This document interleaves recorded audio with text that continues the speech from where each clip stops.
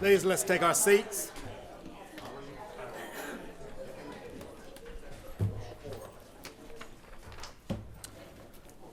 All right, welcome to this evening's regular business meeting.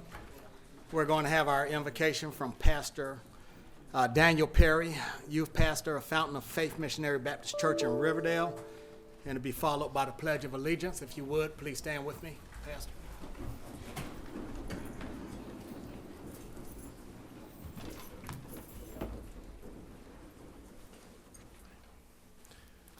Let us pray. God, we stand before you in the Holy Spirit as we gather today in your name. And on this evening, April the 18th, 2023, we pray for all of the leaders in Clayton County and the residents of this great Clayton County community. We pray that you teach us the way that we must go and how we are to pursue it. Let us not promote disorder, but conduct business in an orderly fashion. May our hearts overflow with thanksgiving and our mouths proclaim your love and everlasting greatness. In the wonderful name of Jesus, we pray. Let every heart say amen. Amen. I pledge allegiance to the flag of the United States of America and to the republic for which it stands, one nation, under God, indivisible, with liberty and justice for all. Amen.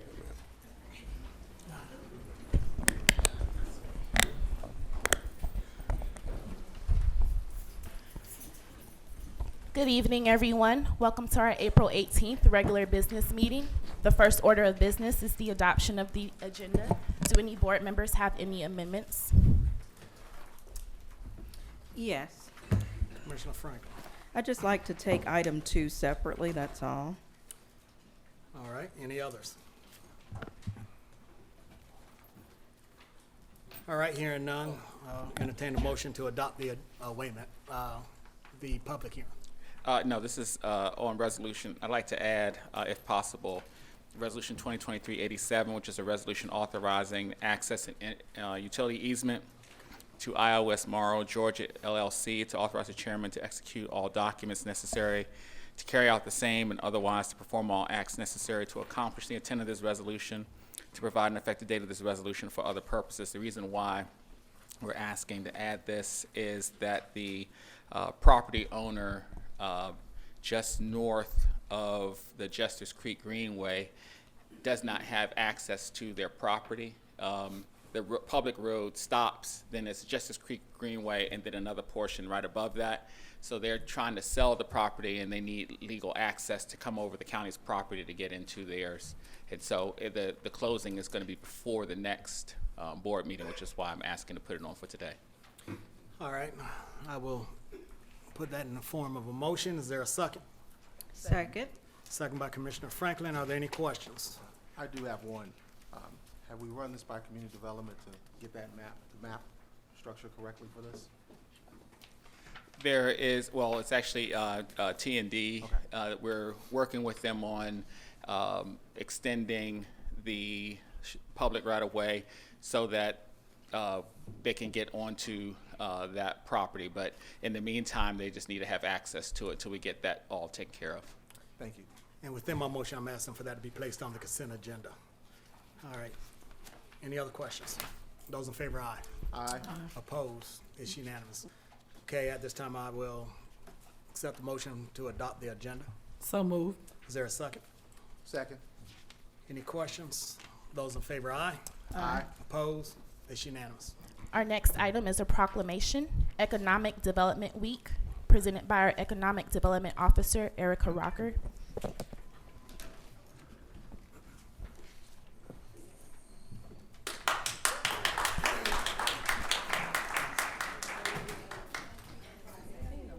Clayton County Board of Commissioners recognize Economic Development Week, May 8th through 12th. Whereas the International Economic Development Council is the largest professional economic development organization dedicated to serving all economic developers. And whereas the International Economic Development Week provides leadership and excellence in economic development for communities, members, and partners through conferences, training courses, advisory services, and research, in-depth publications, public policy advocacy, and initiatives.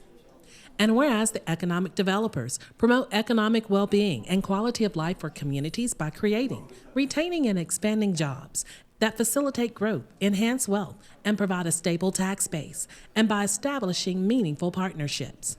And whereas the economic developers stimulate and incubate entrepreneurism to help establish the next generation of new businesses, which is the trademark of the American economy. And whereas the economic developers are engaged in a wide variety of settings, including rural and urban, local, state, and federal governments, public-private partnerships, chambers of commerce, universities, and other institutions, as they strive to captivate and maintain high-quality jobs and flourish vibrant communities while enhancing the quality of life in their communities or regions. Now, therefore, I, Jeffrey E. Turner, Chairman on behalf of the Clayton County Board of Commissioners, do hereby recognize the week of May 8 through 12, 2023 as Economic Development Week and congratulate our Clayton County Office of Economic Development and let their endeavors remind individuals of the importance of this community celebration, which supports expanding career opportunities, making lives better in Clayton County, Georgia, where the world lands and opportunities take off. In witness thereof, I have hereunto set my hand and caused the seal of Clayton County, Georgia, to be affixed this 18th day of April in the year 2023.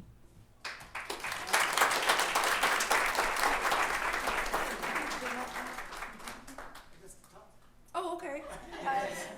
Thank you, Chairman Turner, Vice Chair Felicia Franklin, and Board of Commissioners, and our wonderful economic development partners. I just wanted to remind the public to please take a flyer off the back table. Economic Development Week is May 8th through the 12th, and we will have a kickoff. The whole community is invited. That's Tuesday, May 9th, 11 to 3. The flyer explains it. But our small business open house, we've got a record number of our partners that will be there this year to talk about lending, small business resources, etc. And that will be on Thursday, May the 11th. And we'll be focusing on our quality of life because that'll be out at the VIP complex at Spidey Splash. So please join us. Take a flyer. It's too many events to name, but this is for you. All events are free of charge, so please come out and reserve dates on your calendar. And thank you, Board of Commissioners, for your support.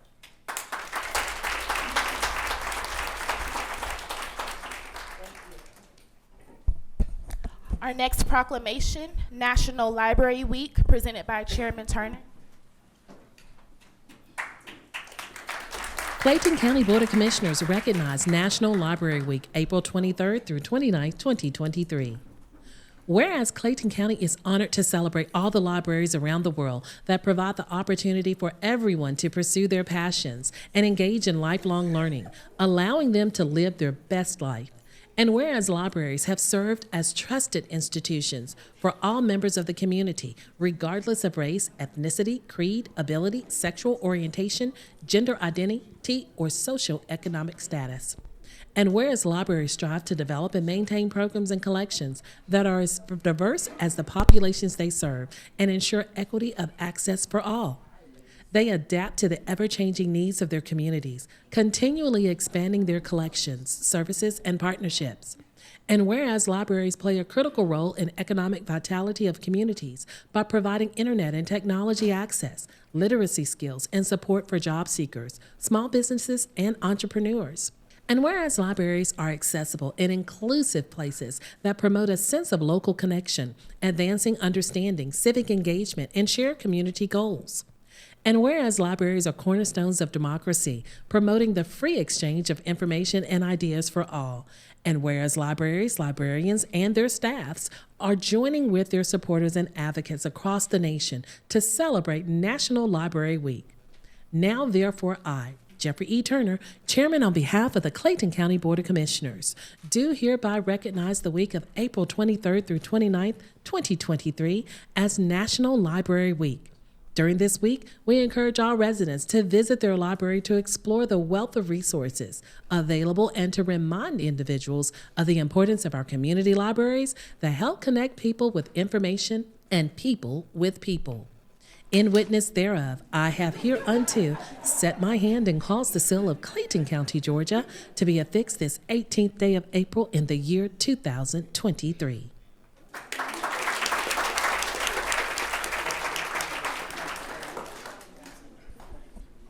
I want to take the privilege, if I can, and say, since I have been in Clayton County, this is the most involved library board that I have seen.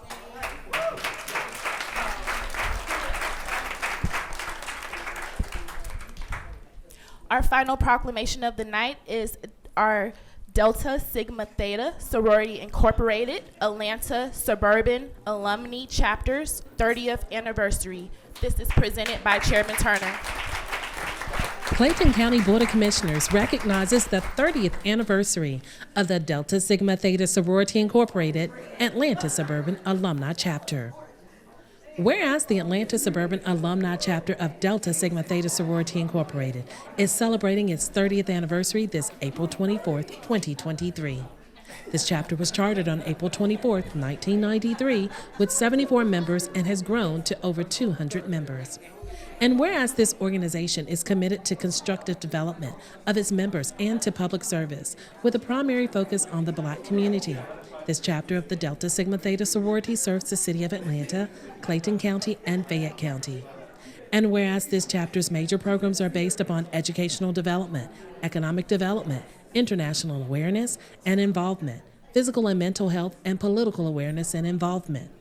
Their long-standing tradition of making a difference in communities they serve is embedded in their theme: invest, inspire, impact. And whereas the chapter has provided impactful programs to educate, advocate, and empower the community on issues around voter registration and education, political forums, and workshops on financial fortitude. And whereas the women of this chapter are dedicated to making a difference through their education and by providing support for the global community with workshops on human trafficking and addressing the challenges of living holistic and healthy lives. Now, therefore, I, Jeffrey E. Turner, Chairman on behalf of the Clayton County Board of Commissioners, do hereby recognize and celebrate the 30th anniversary of the Atlanta Suburban Alumni Chapter of Delta Sigma Theta Sorority Incorporated.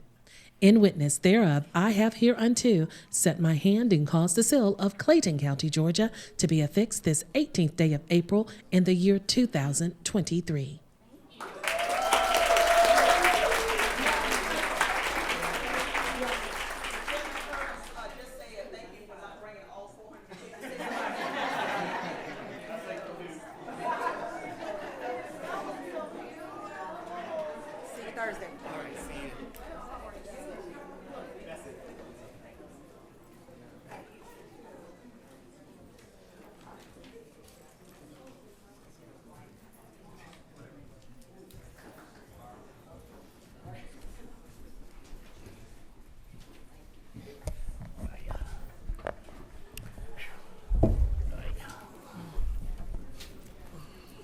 The board will now consider the consent agenda.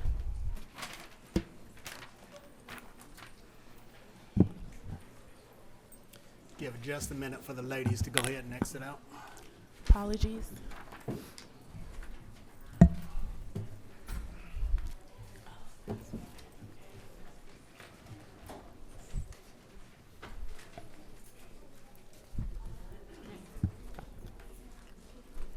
All right, is there a motion to approve the consent agenda? So moved. Is there a second? Second. Any questions on any other items? Hearing none, those in favor, aye. Aye. Opposed? It's unanimous. Our next item is item number 2, monthly reports of contracts, contract modifications, and/or change orders authorized by the Chief Procurement Officer of Central Services and/or the Chief Operating Officer, presented by our Central Services Director, our Assistant Central Services Director, Jaleese Williams. Good evening, Chair and Commissioners. I'll read the monthly purchasing report for contracts, contract modifications, and/or change orders authorized by the Chief Procurement Officer and/or the Chief Operating Officer. The first item, was approved on March 3rd, 2023 by the Chief Operating Officer. He executed a contract with Lumen 8 Transportation Technologies, LLC, located in Arvadia, Colorado, and that was Special Purchase 2357, installation service of exterior cameras for the jail complex.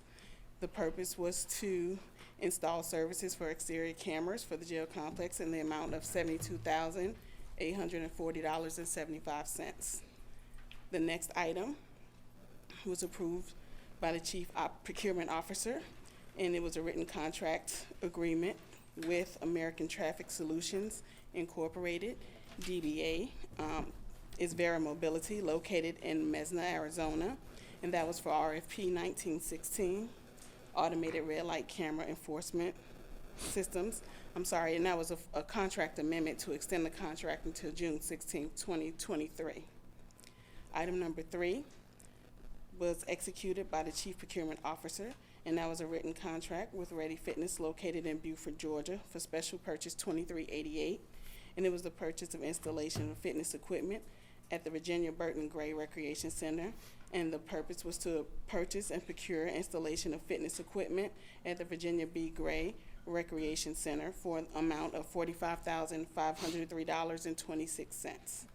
And lastly was item number 4, and that was a written contract executed by the Chief Procurement Officer with Pyro Productions Incorporated, located in Dothan, Alabama, and that was for ITB 21258 for fireworks annual contract, First Amendment, and it was to add dates May 27th, 2023, July 1st, 2023, and September 4th, 2023 as event dates in the amount of $39,375, and that will be $13,125 per event. All right, is there a motion? So moved. Is there a second? I'll second the motion. Are there any questions? Yes, Commissioner Hambrick. on the one regarding the fireworks. I Yes. think I see somebody from Parks and Rec. Is that the same company we've been using? Why did we go back with them? Why did we go Come back up, with come up to the them? podium.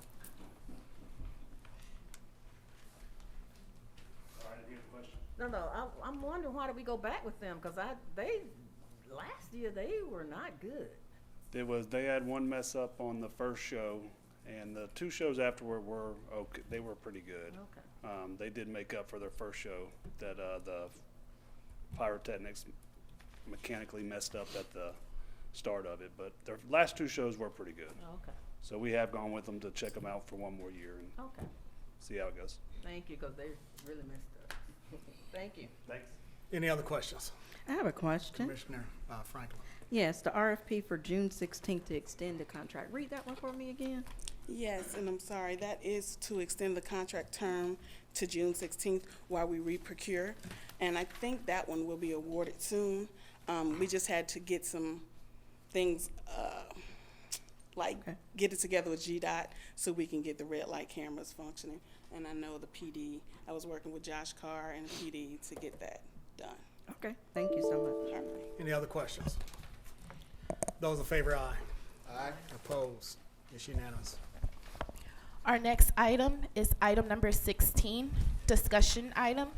This is presented by Roman United staff and our executive director of the Development Authority of Clayton County. Mr. Vincent.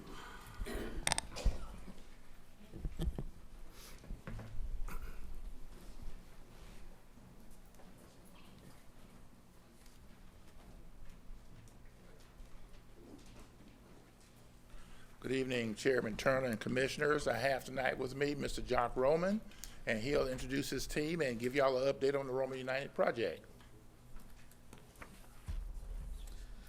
Good evening, Chairman and Commissioners. I'm Jock Roman. We do have a PowerPoint that we're going to present on the screen here. I brought Robert with us, and he's with Yamasaki, the architect on the project. So as soon as the PowerPoint comes up, we can start discussion.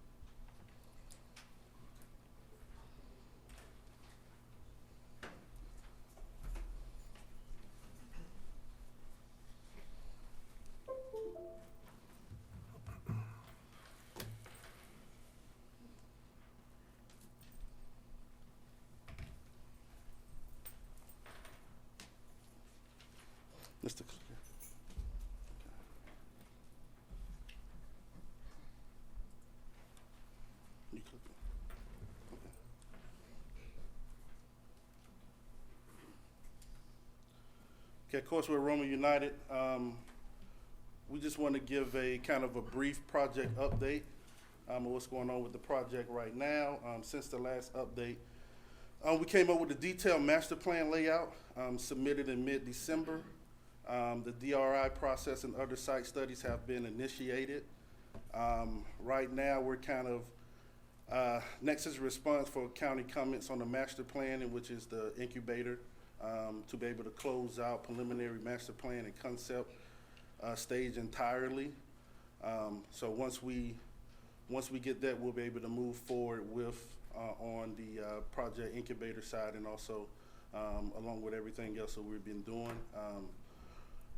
Roma United has moved the project by engaging other development team members, construction and logistic advisor Tuda Perini, who has joined our team. If you guys know anything about Tuda Perini, they're a big time construction company. They're actually the construction company that we wanted to target about 2 years ago. Once we was able to come up with our design concept, those guys have built pretty much every hotel in Las Vegas, from the Wynn to the MGM to the Cosmopolitan Hotel. So our unique concept of our project is what they are used to actually building in their portfolio. Right now, we're actually in the process of interviewing co-developers for assembling this type of team with expertise in different entities of the project. So we will have kind of different co-developers for the residential, the office, and the retail of the project, and the operations of the amphitheater and related concessions. So we're actually in that business right now, of that interviewing process. We have multiple private financial partners, and we have received proper documentation to fund this project. Since the funds for the project are from outside the United States, we must complete U.S. Treasury Department clearinghouse regulations. All of our funding for this project and the financial partners for this project is, we have a number of NDAs that's out. So we will definitely be able to share information, with the board and you guys. But as far as the NDAs that we have out, with it being public, it can be an issue for the project on our end. So we don't mind, sharing that with you guys. We are regularly validating our assumption of the market rates. Financial costs, construction costs.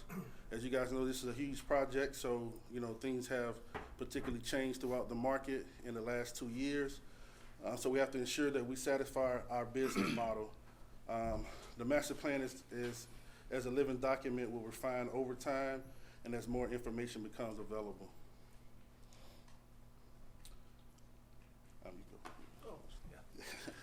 Hi, again, this is Robert Santner from Yamasaki Architects. The development team has decided on actually the initial phase of the master plan, which the overall master plan I think is now public knowledge. The amphitheater at 7,000 seats is part of the initial phase. A retail component of which will be associated with the podium of the first residential tower, plus below-grade parking, is all part of that initial phase. So the amphitheater itself is 7,000 seats. Event concessions are part of that, plus back-of-house functions. The retail, again, would be daily retail, a regional retail draw with anchor tenants and so on. The first residential tower is scaled based on unit absorption in the market, and is expected to be between 200 and 240 units currently in the initial phase. There's at least the master plan, original master plan contemplates 2 levels of below-grade parking.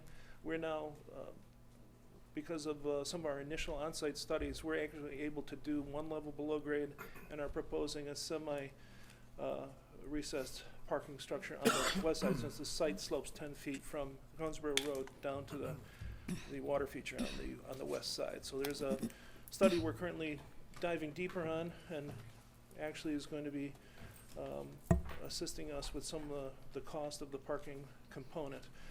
The parking is based on VIP parking on site for the amphitheater part of the project, and the rest is remote access with remote parking arrangements and agreements that Roman United is working through with adjacent land owners. Parking on site, even without the amphitheater, is still projected to be, per the ordinance, of about 3,750 cars or so.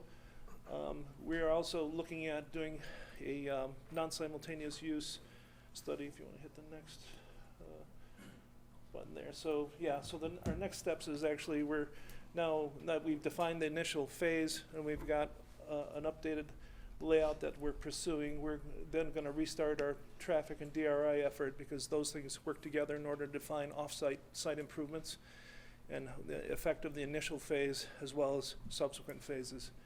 The parking study is going to allow us to present the case to a non-simultaneous use reduction of parking potentially on the, that's at least what our anticipation is based on other mixed-use projects that we've done, so that different uses have different demand periods and profiles, and that we're able to overlap those profiles and reduce the overall car usage and impact to the adjacent traffic system.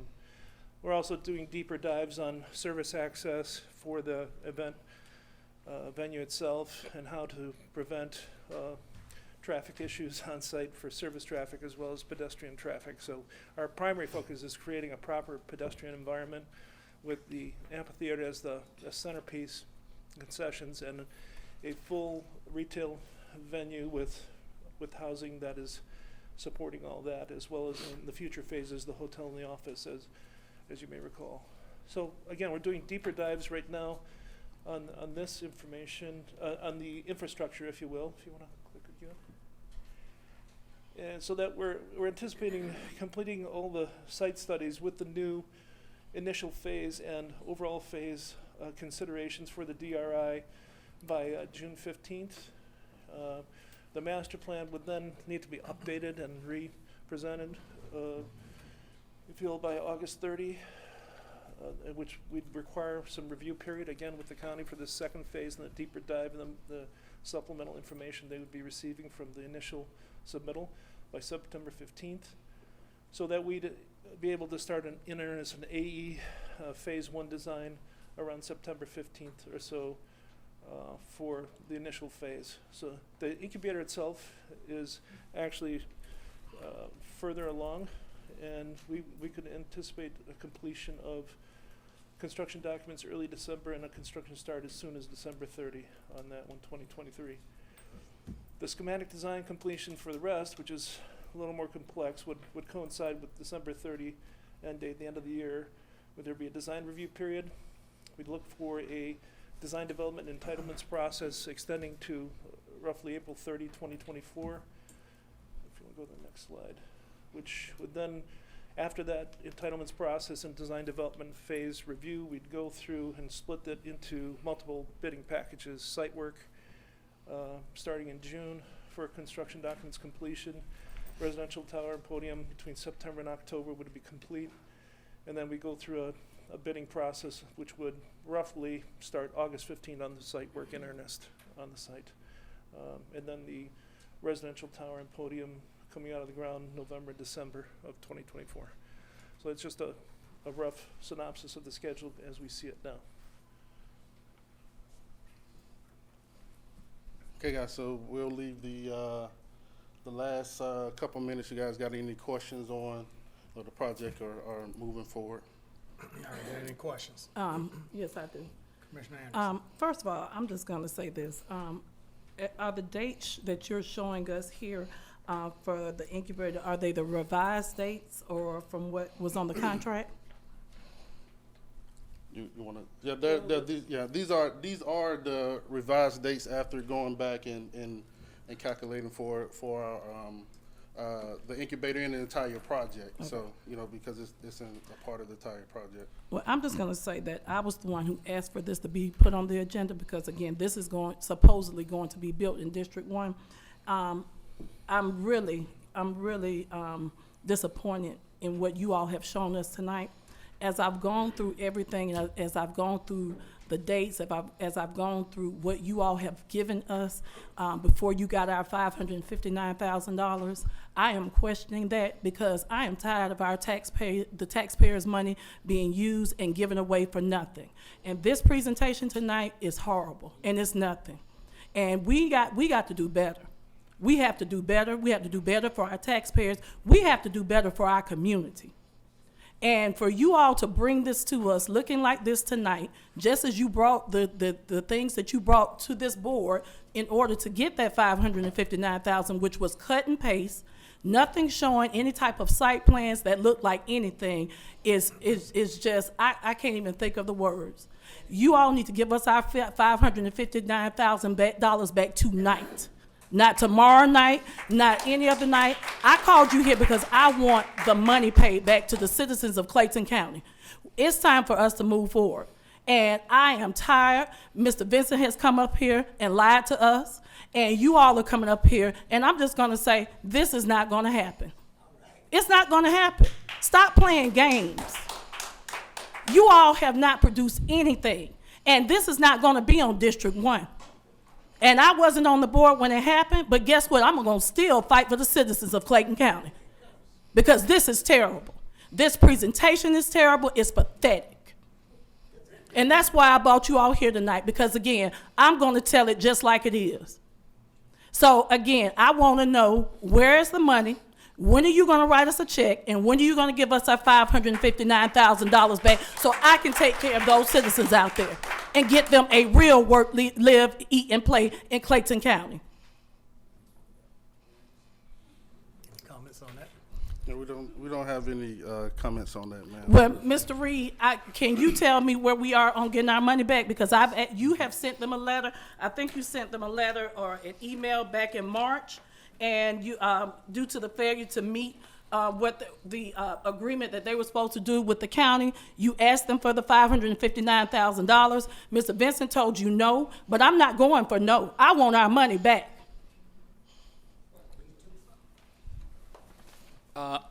So I wrote a letter to Mr. Roman in January explaining to them that under the current development agreement, they had to have certain benchmarks that they were supposed to have met.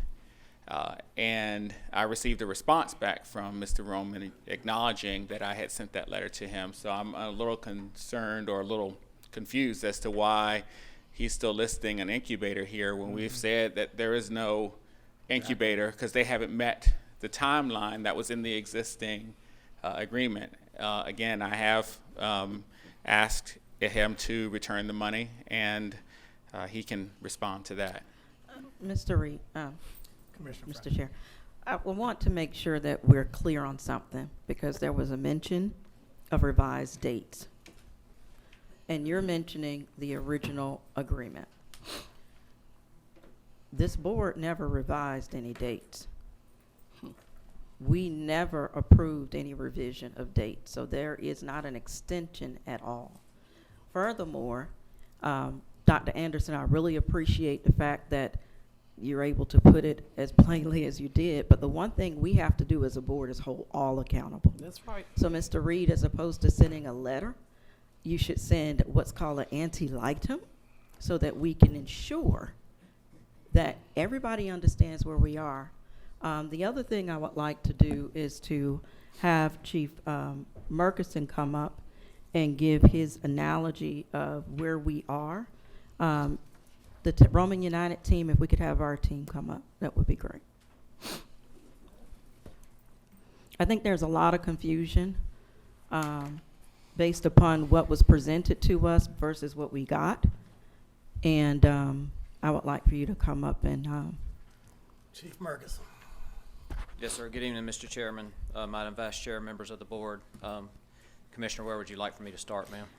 based upon your research, tell us where we are and what we've done on record. Yes, ma'am. So several months back, I looked into the matter on behalf of the board just to kind of get an understanding of where we are, not only from what was contained in the MOU and the development agreement with Roman United, but kind of where we were from a review process with the county. So as I went through that process and looked at it, had determined that there had been a total of 3 pay apps let thus far. So originally, the development agreement and the subsequent MOU obligated the county to a maximum of $4 million in SPLOST funds to go toward the construction of an incubator that would be part of the overarching Roman United project. The county was not obligated to spend any more than $4 million on that building, but did anticipate the construction of said building. So as that process went, there were several benchmarks that were required to be met as a part of the MOU and the development agreement. That did include, among a host of others, all regional studies that needed to be done and completed, permits pulled, necessary government approvals, so on and so forth, to include approval of the construction documents. All had to be done by December 31st of 2022, with construction to start the following year. Obviously, as we did not hit those benchmarks with the necessary approvals, as you saw here, they're still working through the construction documents, which should have already been approved, but have an anticipated finish date now of mid-December of the next year. So as far as, per what Mr. Reed was just saying, as far as the county's obligation under the MOU, that expired effective December 31st of 2022. As far as where we are from review process, there were 3 total pay apps that were let by the county, 1 for $59,000, 1 for $200,000, and 1 for $300,000. All of those were for reviews of schematic designs that were provided by the design team to the county for their review and feedback. There were kind of ongoing meetings between the planning, design, and construction and Roman United and staff, but I think those ceased sometime around end of November, January. PDC would have to speak more to that specifically, but as far as what was presented to the county, Pay App 1 included a 7-slide PowerPoint presentation type document that was kind of an overview of what an incubator is. That invoice was paid out at $59,000. Pay App number 2 for $200,000 was, I believe, a 27-page presentation, similar to the same, except this one did include some schematic designs of what the incubator could potentially look like, to include the 2-story underground parking with a building above it, roughly around 16,000 square feet, give or take, I believe. And then Pay App number 3 was subsequently submitted for $300,000, and that was, I believe, a 49-page slide presentation, which the first 27 pages were the same as the previous Pay App, and then there was some additional information that was included, some seismic data and some other stuff that was put in there to kind of talk about the stability of the building and kind of what the building would do and how it should react under certain wind loads, which will be a part of the overarching construction documents that are slated to be produced at some point in December. So as I said, since the county's obligation under the MOU and the development agreement ended December 31st, to my knowledge, there's been no further interaction with county staff as far as participation in reviewing any documents or providing any comments. Can I ask a question? And I Hold guess on, sir. Commissioner Franklin. Thank you, Chief. Another question, thank you for that. So I want to review so we can make sure that we're clear. The first one was $59,000, and that was for a 27-page document. 7-page. 7 pages. And who reviewed that document again? I believe it would have went to planning, design, and construction, but Director Hopkins would have to speak to that, ma'am. And your flashlight's on, Director Hopkins. Yes, ma'am. The documents that were sent to us went to Marty Fox and myself. We reviewed them looking at other construction documents that we received from other projects. We went back to Roman several times and said, this is not consistent with what we typically get. We were told this is concept, this is where we are, this is how we develop, this is an international way of doing it. And I was wrong. They provided documents. We said this doesn't look right. We said this doesn't smell right. This doesn't appear to be what we want to do. I was under the impression with the development agreement that we had signed that we were going to go in for $4 million. We got a building or we got our money. So we went with the development. I have another question then. Mr. Reed, I'm very concerned because I asked an email who reviewed these documents, and I asked that the CEO, which is the chair, yourself, or the COO review them. Did you all review these documents? Because there were 2 subsequent amounts of money that were provided. Did you review those documents? Are you talking about the building plans? If there was a question about whether it was acceptable or not, and I have in the email, let me read it, because I want to make sure I was very thorough in the questions that were asked. And I specifically asked that the COO, CEO, or you review the information to make sure that the county's interest was protected. And I got an answer in this email of no. So we're 1, out of contract agreement. 2, based upon what you all sent me back, there was no review that was done. And at what point do you not take it to a higher level to say, hey, we don't need to make these 2 extra payments out? The board, when we authorize anything, there were 2 things I asked. And I admit this, I'm usually voting against things that are very sketchy or without information. But this was not in the district of which I serve, number 1. Number 2, I was told on record that this board would not be responsible for any funding, and in writing that it would be reimbursements, not upfront. But yet and still, the county is out of $559,000. On top of that, we've already purchased a building for our incubator, and then we're still getting a presentation tonight. At what point did you all review this information to make sure that the I's were dotted and the T's were crossed?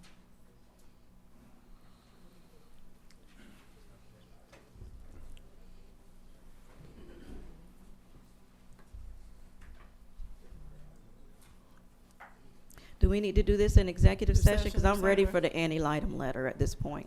Yes. If you're asking whether I reviewed any planning documents, the answer to that is no. Did you review the contract to make sure, or any agreement to make sure that it was in line with what was approved? Operations is supposed to make sure that this board set policy, and this board was given information. This board was not given the full information, and on record, it is in writing that the financial information that you're presenting tonight, which honestly is still sketchy, that at the end of the day, the full analysis was never presented to the entire board. And thank you to actually Commissioner Hambrick, who asked for this in writing. So I'm a little bit perplexed at this point, and I don't understand. How is it that we have a CEO, a COO, we have an economic development division, you all are directors, you get paid. Standing in front of us right now is over $1 million worth of resources. And we have to, at some point, as other board members tell me, trust the subject matter experts. But at this point, nobody is answering any questions. I got 1, 2, 3, 4, 5, 6, 7 men standing in front of me. And the only one to give concrete information has been Chief Murkison. So, This is embarrassing, people. So,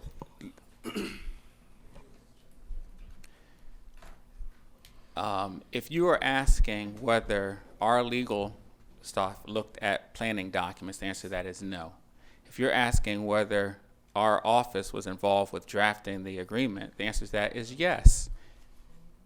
We drafted the agreement to protect the county, which is why it had a cap, why it had strict timelines for when these things were going to be done, and had repercussions for if they were not met. In addition, that is the reason why I sent not an Annie Lightem, because those go to government entities. I sent a letter to Mr. Roman, which he acknowledged, informing him that pursuant to the contract that was agreed upon, that he had not met those benchmarks. So I'm not quite sure what you're asking from as far as the internal review, but as far as what our department was supposed to have done, as far as drafting, responding to the legal things that are there, that's where we are. So there were 2 additional payments given out when we didn't get what we needed the first time. And we found that out afterwards. That is not a legal issue. So if that's not a legal issue, again, I put all of you on. We have a CEO, a COO.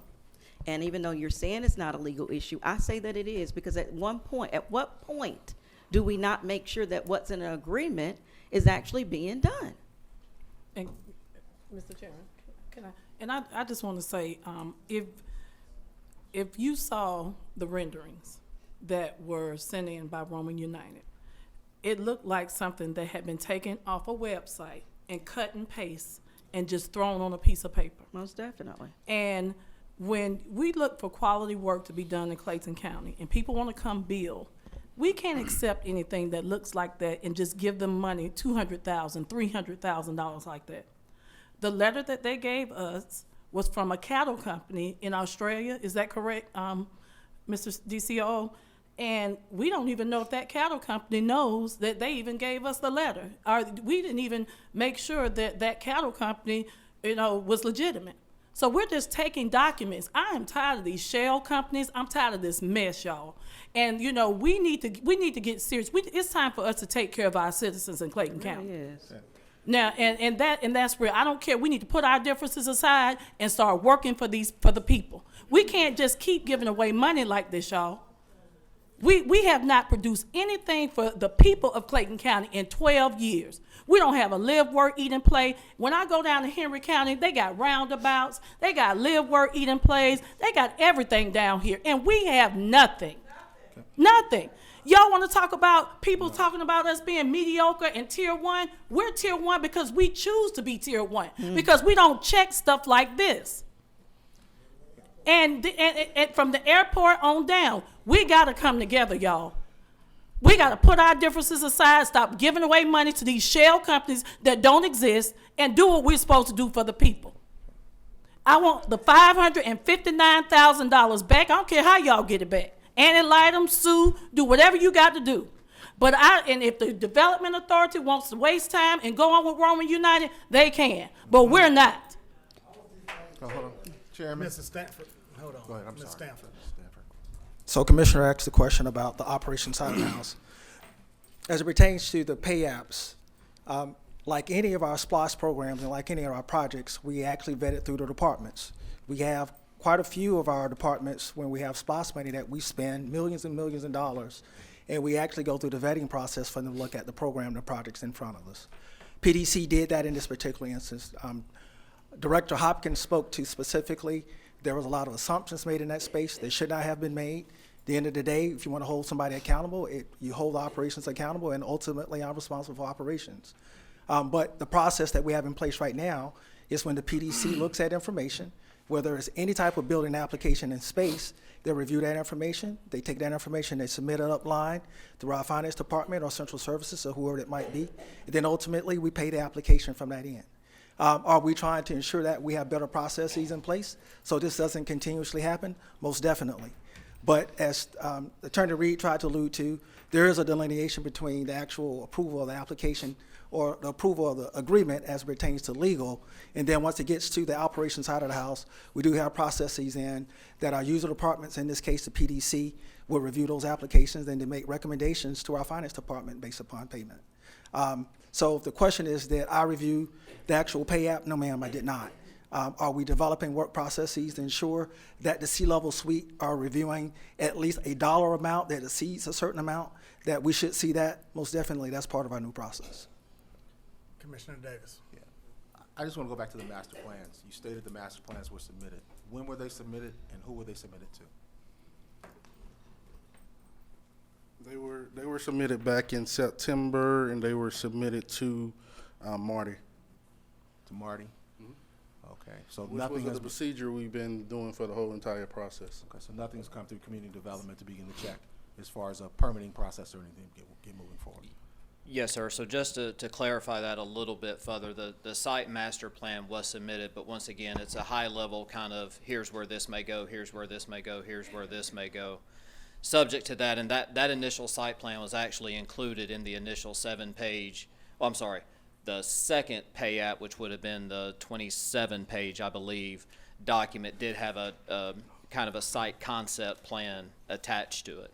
And that was kind of part of the discussions PDC was having with the team. I believe those were set for about every 2 weeks at the time they were going on. But once again, getting down into the details and the specifics of the incubator, which is where the county's money was on the hook for, that was kind of the in-depth detailed documentation that we were looking for. So 0 documents have been submitted for permitting? That's correct. Okay. And also, too, as far as the incubator, I guess my question is, I'm looking at this as they have looked at it, and we see incubator on this time schedule. I guess my question is, why is it still there? Thank you. That's been all of our That's been questions. all of our Yeah, questions. Development Authority or Roman can answer that. Why is that still there on the schedule? Has it been communicated to you that we have moved beyond incubator at that site? Absolutely. And the recommendation was to move forward without the incubator as part of that project. I guess then why is it still here then? That's a on good this? question. I can't answer it. Let you guys answer that. Mr. Roman, you got an answer? Well, in reference to the incubator is part of the entire project and part of the entire site of the project. And it has been from day one when we agreed to put the incubator on the project. In order for the incubator to be removed from the project, it takes a lot of time because it's a component that sits on a piece of land that's taking up, vertical space of the project.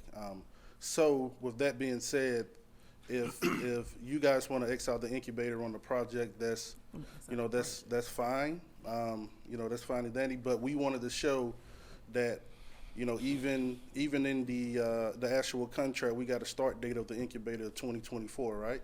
So we wanted to show that through all the testing that we do, we can't just do testing for the incubator without the rest of the site. That this will be the potential start date for the incubator. Moving forward, if you guys wanted to move forward with the incubator. Well, So that's I why we think put this it on. board has made it abundantly clear that the incubator will not be part of that development. Exactly. And that we need to recover our money that has been expended to you, because there is no incubator that will be built on that site. And that's where that request is coming from. And my next question is, you stated you have financial partners that are non-US. Can they be stated who they are? We're able to share who they are, but not public because we have NDAs with those guys. So we have NDAs with our financial partners. So, and I guess I'm gonna ask this, so is that something that we, especially Commissioner Anderson, can get in executive session? No, well, I don't know, Mr. Chairman, excuse me. Now, we picked, the last company they had was the company with Acon, was that correct? Hold on. Okay, so that wasn't them? Okay, because I was gonna say who, for the funding or whatever. Okay. Yeah, so Okay. my thing is, can that information be administered to us in an executive session?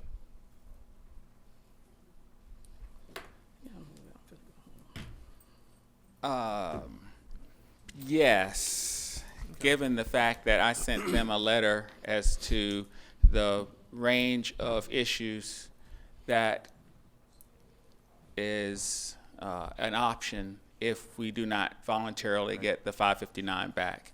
So if they would like to divulge where they could get financing or where they can provide financial partners to get that money back to us, they can provide that information if they so choose. My last question is this: what's the Development Authority's role in all of this? What is their actual role here? Commissioner, before we answer that question, for the public's sake, we want to make sure we delineate, there's two different issues. So there's an issue as it pertains to the financial letter we got that talked about the funding as it pertains to the upfront capital to support the project. And then I think Mr. Roman spoke specific to the private capital they may have to help build out the entire $800 million project. So there's two different types of funding sources in space that we're talking to. U.S. and the U.S.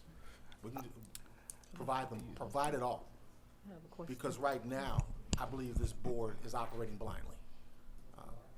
And so, right now, me personally, I have very little faith in Rome United or our development authority to get this project moving forward. Commissioner. Mr. COO, you mentioned about the financing. Yes, ma'am. And I believe early on, there was a letter written from our financial advisor stating that that whole financial partnership or whatever was in question because they could not verify any of that information. So I'm surprised that we are still getting a presentation talking about out-of-country financing. Yes, ma'am. Well, correct me if I'm wrong. Once they return our $559,000, we're out of it. Whatever the development authority and Roman United move forward with is beyond our purview at that time, correct? That is correct. But if there's any bonding that goes forward with it, who's on the hook for those bonds? It would be the county. Thank you. The county has to approve any of that anyway. But I have a question. Who was that letter that was speaking about sent from the finance person? Where was that sent to? The letter in question about the ability to finance this project to begin with. Where was that letter sent to? Because the Board of Commissioners never got it. Where was it sent to? It wasn't a letter, it was an email that CFO and myself received, and it was opinion. It was his opinion. Okay. And that opinion, based upon our oath and everything else, anything that's pertaining to something that we're voting on, that should come to the entire board. And was that forwarded to the board? No, it was not. Okay. And which CFO received that, sir? Ms. Bivens. Oh, okay. And then the other question I have is who authorized these said payments? Because again, whenever we do anything, it says specifically who can and who can't. And I understand what you're stating, Ben, but who authorized these payments and these subsequent payments? Who signed off on those? Are you referring to what's the workflow? No, I asked who signed off on the payments. There were 3 payments. Who signed off on them? Well, the actual invoice initiated in the PDC, so the initial signature started with Mr. Fox. That information goes through workflow to finance, and I think in the workflow and finance, at the top of that heap would be the CFO. So the CFO signed off on that? I don't have the workflow in front of me, but in most instances, once the actual information is let from the respective department, when it goes to finance, it's signed off in the finance department once it leaves that user department. So, finance, I would like to request on record a copy of those checks and see the signatures on them and the authorization of said signatures. I appreciate that. I'm very concerned at this point, Mr. Reed, honestly, that you even allowed this conversation to happen, because in the last couple of meetings it was, stated that we were working on getting our money back and we're out of contract. And as an attorney, we understand that when we are seeking funding and we have the legal grounds, as you said, to protect us in that contract, that we should be acting to make sure we get that money back. There should be a subsequent action. So if your team reviewed it to protect our county, then usually we would be back there talking about next steps. So I'm real concerned that any of this is happening. And I have to agree with all the commissioners on the latter end that we're still talking about an incubator, and it's allowed to be talked about when we know that we have removed ourselves from this. Okay, two issues. One, this letter that was sent to them could not be sent prior to December of 2022, because until that time, there was still a development agreement. So the first day that after they were unable to meet the timeline that was set forth by that agreement, there was a letter sent to them. That was January of this year. This is April of this year. Mm-hmm. Now, I suppose it's possible to file suit in 3 months, but it seems like it may be more advantageous to simply ask them if they don't. If they choose not to, we have other options to get it back. But January to now is roughly 3 months. So perhaps you might think that a suit should have been filed faster. I can't say anything about that. The demand was made for the money. So far, they have not absolutely refused to pay. And so they have an opportunity here to speak to that. If they say absolutely not, we will not pay it, then we will move to the next steps from that. And the second thing is that you stated that something about our office not doing something. Our office drafts agreements, and we abide by the agreements that are drafted. Okay. So not quite sure where you were going with that issue. Okay. Mr. Roman, are you going to give us our money back? And the attorney just said that we have 3 months, and then we're going to move on from there. So will we receive our money back because you're outside of the contract date, and an amendment has not been approved by this board? I would say that we will talk to the attorney on this one with my attorney. That's the answer I can give right now. Just moving forward. So that's the answer I'll give. All right, are there any other questions? I have one. Yes. Ms. Anderson said I stood up here and lied to you all. What lie did I tell? Commissioner Mr. Benson. Yes, ma'am. Again, I want our $559,000 back. I don't want to talk to you about anything else but getting that money back. Okay. Sir, and thank you. You can have a seat. That's it. Okay. Commissioner, please, let's not be rude. I'm not being rude, but we're not going to go back and forth. Now, I've said what I've had to say. Thank you. You didn't answer the question. You told me something the other day, and so when you came the last time, and it was not true. And you and I can talk about this off record if we need to. No. All right. Well, thank you. No. You have a great day. So do you, Thank man. you. You have a great day too. Thank you. Goodbye. I just want to make Thank sure. y'all for the presentation. Madam Clerk. Our next items are board appointments, starting with item number 17. I'm not being. All right, first board appointments to the Tourism Authority. Bud Smith has resigned from the Tourism Authority. New term is for 4 years, expiring on April 30th, 2027. Full board appointment. Are there any recommendations? Yes, Go ahead, Commissioner Franklin. I'm sorry. Yes, I would like to recommend Jermaine Duncan on the Tourism Authority. Is there a second? Second. Any questions? Those in favor, aye. Aye. Opposed? It's unanimous. Next board appointments to the Library Board, Reverend Felicia Littleton Butts filled the unexpired term of Dr. McCord Jr. on August 2nd, 2022. Current term expires on May 5th, 2023. New term is for 3 years and will expire on May 5th, 2026. Full board appointment. Any recommendations? Yes. Commissioner Anderson. I have. I'd like to recommend Nawana Patterson. Is there a second? Second. Any questions? Those in favor, aye. Aye. Opposed? It's unanimous. Next board appointments to the Library Board. Dr. Danya Sartor was elected as the new mayor of the city of Jonesboro and had to resign from the Library Board. The new term will begin immediately and will expire on February 1st, 2025. Commissioner Davis. Yes, I move that we hold that until the May 2nd, 2023 meeting. Madam Clerk, hold it till next meeting. And that concludes board appointments. Our next item is item number 20, public hearing for our impact fee kickoff. This is presented by our Deputy Chief Operating Officer, Landry Murkison.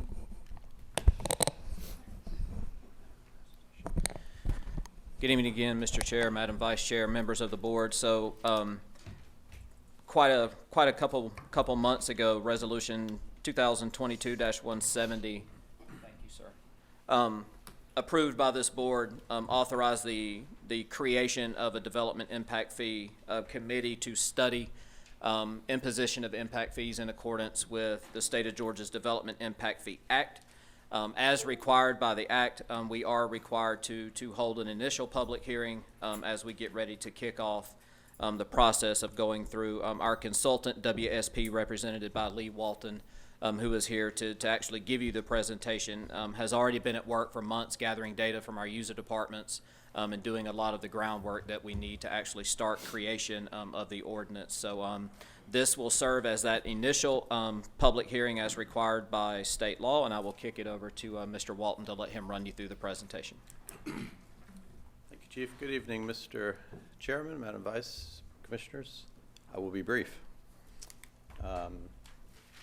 Have a series of slides for the purpose of general information about impact fee study, what is involved in this specific impact fee study for Clayton County, and then I'll conclude with invitation to open a public hearing as required. We'll go over the process, opportunities for public participation, and initial public input tonight. The impact fee study for Clayton County, as determined by you at the outset of this process, is to cover these services that the county provides. And when I say cover, I mean ultimately, should impact fees be adopted and assessed, they could be collected to support these services: parks and recreation, library services, and several categories under public safety, fire, EMS, EMA, E911, law enforcement, including police and sheriff, and animal control. Going to quickly click through each of those just to highlight what impact fees could support, because there are a number of aspects of services that impact fees cannot support. For example, personnel, short-term investments, et cetera. So parks and recreation, land, facilities, buildings, trails, et cetera, can be supported. Oops. Libraries, library collection materials, as well as buildings. National Library Week, fund the libraries. Fire protection, fire stations, admin training space, apparatus, auxiliary vehicles. Generally, when we're talking about vehicles, it's vehicles with an expected lifespan of 10 years or more. That's sort of a rule of thumb. Emergency management, EOC space, similar supporting vehicles, communications, 911 space, towers, equipment, long-term equipment, ambulances, dedicated building space for your emergency medical services, law enforcement, police and or sheriff, talking about detention, administrative spaces, precinct buildings, heavy vehicles, animal control, building spaces, vehicles as well. The animal control vehicles are typically long tenured. Oops. And so that's the scope that we're talking about in this study. There are other aspects or services that can be covered by impact fee studies, but you've chosen to address these top priority items. The process that we will go through and that we are underway with starts with development of what we call a methodology report, which is a detailed analysis of the facilities that exist, determining the level of service that is currently provided in each of these service areas, identifying projects that are planned or needed to maintain that level of service, and ultimately resulting in a calculation based on projections of what could be the maximum justifiable impact fees that the county could charge. And this is all in compliance with the Georgia Development Impact Fee Act, which requires specific analysis and determinations prior to considering an impact fee ordinance. The methodology report will be shared with the advisory committee that you've appointed. It'll be shared with yourself, staff, for broad review prior to proceeding to a document called a capital improvements element, which would become a part of your comprehensive plan. The capital improvements element defines or summarizes the needs, what's required to meet the needs, and ultimately serves as a part of your community work program. It would be submitted to the Atlanta Regional Commission and the Georgia Department of Community Affairs for review. And once reviewed and approved, it would serve as the basis for your ability to adopt an impact fee ordinance. Then we'd prepare a draft ordinance for review, confirmation. That draft ordinance needs to include a fee schedule. You'll have options when it comes to a fee schedule to either adopt a maximum fee schedule or to adjust downwards from the maximum fee schedule by category, and there'll be discussions about that. And then finally, if adopted, an impact fee ordinance would guide impact fee collections, and there'd be a structure for that. This is the schedule of the process we're on. As Chief Murkison mentioned, we began late last year. We've been collecting and analyzing data. We will hold our first advisory committee meeting early next month. And from that point, we will prepare the methodology report. Later in the summer, you will we'll talk with the advisory committee about the methodology report. That'll be available for review. We will come and brief you on the methodology report, its findings, maximum fee schedule, and so forth. Then we'll proceed through with the CIE, ultimately seek your approval for transmittal of the CIE to ARC and DCA for review. And then after those review processes, we'll be able to talk to you about the impact fee ordinance and fee schedule. All of this potentially can be completed by the end of the year, depending on review processes that are involved. With that, it is the time, at least here, for question and comment. And as required by the Development Impact Fee Act, early in the process, we need to open public hearing and seek public comment. Okay, before we go into public comment or the public hearing, is there any questions from the board? I want to say thank you so much for this. I want the public to understand what this means. And that I want, first of all, to see what a real timeline looks like. That's the first thing. And secondly, what this means for us community is the fact that people are talking about our taxes and the weight that it puts on our fire, PD, and our deputies as we grow. When you look at the growth in areas like Gwinnett County, or if you look at the growth even in the Alpharetta area, northern parts of Fulton, those areas have what's called impact fees. And what that means is, as we grow as a county, then these companies are now paying us to be able to lighten the load off of our current taxpayers. Let me say that again. Lighten the load off of our current taxpayers as we grow strategically. So we are now taking the first step towards being in, I would say, some of the same categories as areas that see that type of growth. And I'm so excited about this, and the board also came on board to make sure that it was done. But I want to give a kudos to who was then the fire chief, because before now, when I kept asking, what can we do to lighten the load, it was just raise taxes, raise that. We ain't doing that. That's right. This is going to allow us to make sure that the current taxpayers are able to have some relief and brought into balance. So let's go on with the hearing. Hopefully Any that other helps. questions for? And that's even animal control too, y'all. All right, are there any other questions before we go to public hearing? All right, at this time, we're going to have a public hearing. If anybody would like to come and speak about the impact fees, you can either be for or against, but anyone would like to speak, well, come forward, sir.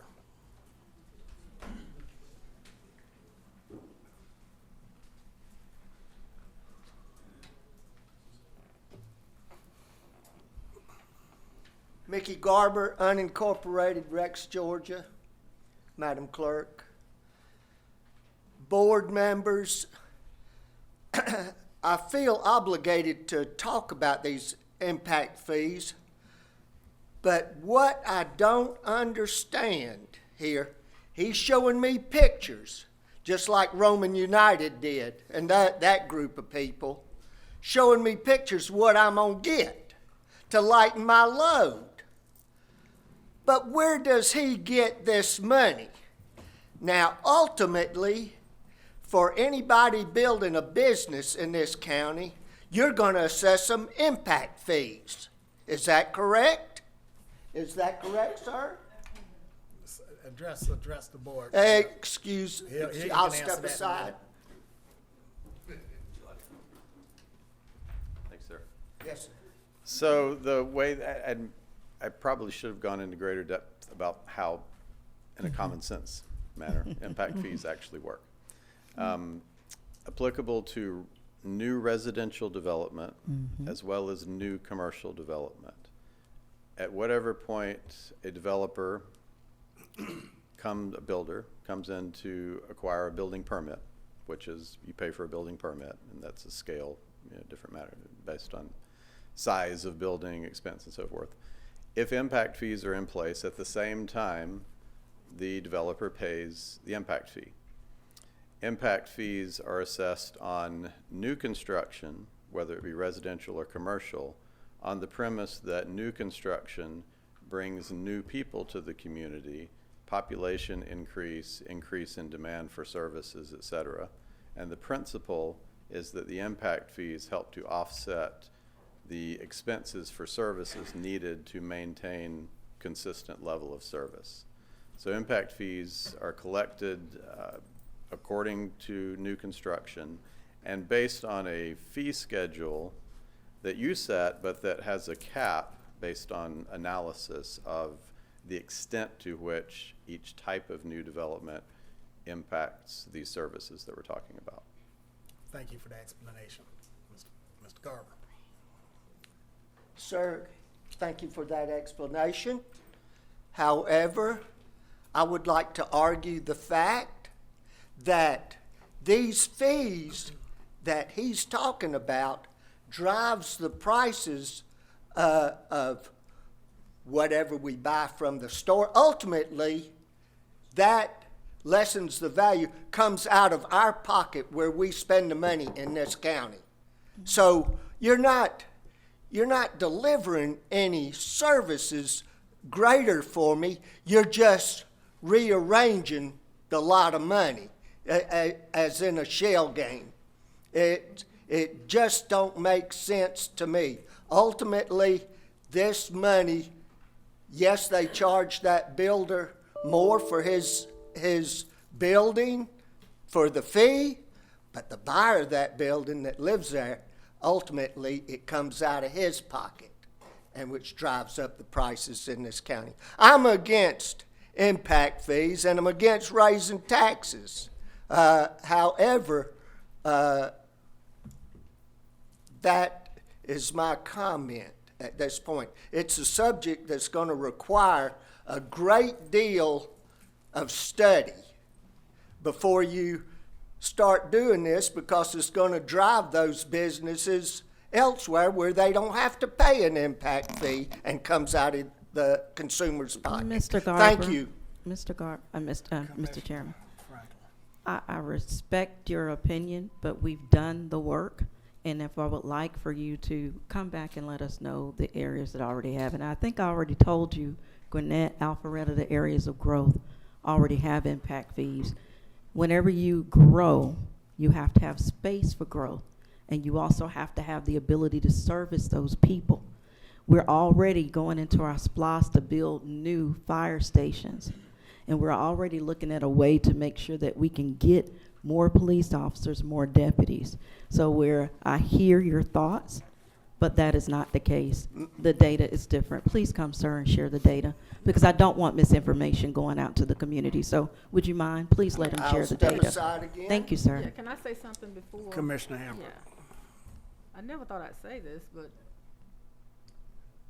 I mean, I hear what you're saying, and I somewhat agree, even though, I mean, I would love for us to have the fees or whatever, but I'm a little leery that we might drive businesses away if they are thinking of coming here, or if they pick and choose which counties have the impact fees and which counties don't. Then that could be a negative for us. You know, I mean, if we have them and we get them, that's okay, but I'm a little leery too that, you know, we may not get the businesses that we want to come because of the impact fee. Hold on a second.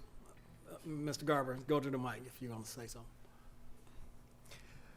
We keep on looking toward those northern counties for leadership, for guidance, seeing what they have done. Listen, I listen to the radio, and the same problems we're having here, they got the impact fees. So I end my conversation there to give anybody else an opportunity. Sir, you had a comment you were going to make. I would just point out, this is the nature of deliberation that will and should happen through this process. Absolutely. Commissioner Franklin. Where's the development now? We ain't had no impact fees. We just had a whole conversation about Clayton County has not been growing. Clayton County does not have the growth that is needed. No, I'm not going back and forth with you, Mr. Garber, no. But this is for the board's deliberation on that portion of it. Where is the development now? You just clapped at, well, we need to stop wasting taxpayer dollars. We need to lighten the load. So you just heard you explain it brings us into balance. Everything is a balancing scale. And in terms of the developers, Commissioner Hambrick, please understand that the way it's structured, which we already went through this process, is for developers to be on the board to make sure that they have that level of input to ensure that we don't end up in a space. You have developers, you have brokers, you have these people that are a part of it. And at the end of the day, we cannot continue to grow without making sure that the current citizens aren't continuing to carry the load. When I first got in office, I never forget, I did a lot of research to see what is the difference between our county and other counties. And that's what you have to do. You don't reinvent a wheel. You all ask for something, but are you willing to do what it takes to get to where we want to be? So you find where it is working and you ask questions, and that's what we have done. And with asking those questions, it comes out that, you know what, Clayton County, from a developer, spends too much of our money, too much of our burden is on the current taxpayers, the home owners, the home owners. That's why you're complaining about your taxes. So you want to grow, you want growth, you want quality growth, but the question is, are we willing to do what it really takes to get there, or we really just like to hear ourselves talk and always bring in why we can't grow? We got to get to a can-do attitude. We got to get to the point to where we know what has worked in areas and apply it here and get out of the space of fear. That's why you eliminate this with these people participating in it. Thank you, Mr. Garber. And again, this is a public hearing, and it's not to challenge anybody, but your input is invaluable to us. So, is there anybody else who would like to come forward and make any comments? I would like to ask the commissioners to not vote on this issue at this time until more input to the public is issued. Thank you. Thank you. Ms. Chambers. I just did a little research on impact fees, and based on opponents of impact fees argue that they can increase the cost of housing and make it more difficult for developers to undertake new projects, which can ultimately lead to decrease in supply of housing. So supporters of an impact fee argues that they are necessary to ensure that new development is responsible for the cost it generates, and that they help to ensure the local governments can provide adequate public service and infrastructure for the residents. You know, but I agree with Mr. Gardner, because at the end of the day, we'll still have to pay. You know, impact fees, they'll probably come forward up front, but at the end of the day, the residents are going to be responsible. Okay? Thank you. Anybody else? Please, ma'am. Good evening, Chairman and Commissioners. First of all, this is kind of off the cuff because I hadn't read the agenda, so I didn't know this was on it. I came for another concern on. But in other states that I have lived, as I recall, impact fees were common.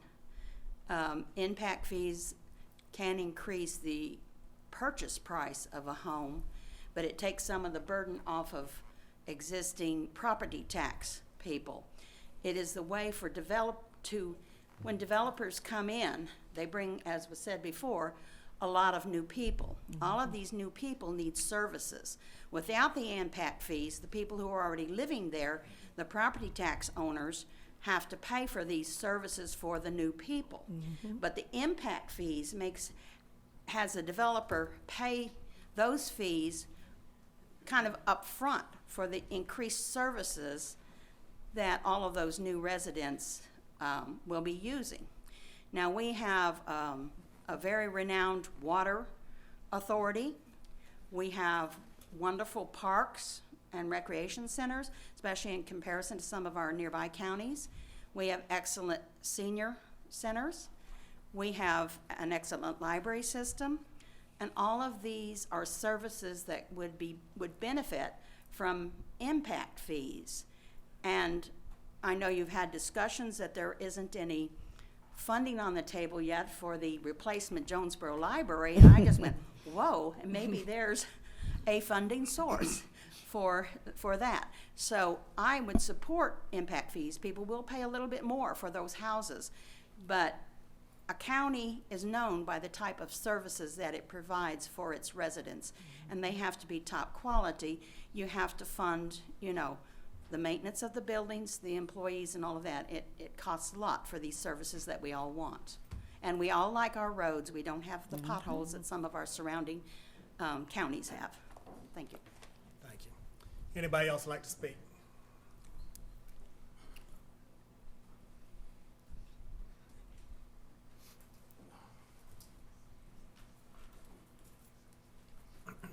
Don Craddock, Development Authority, Clayton County.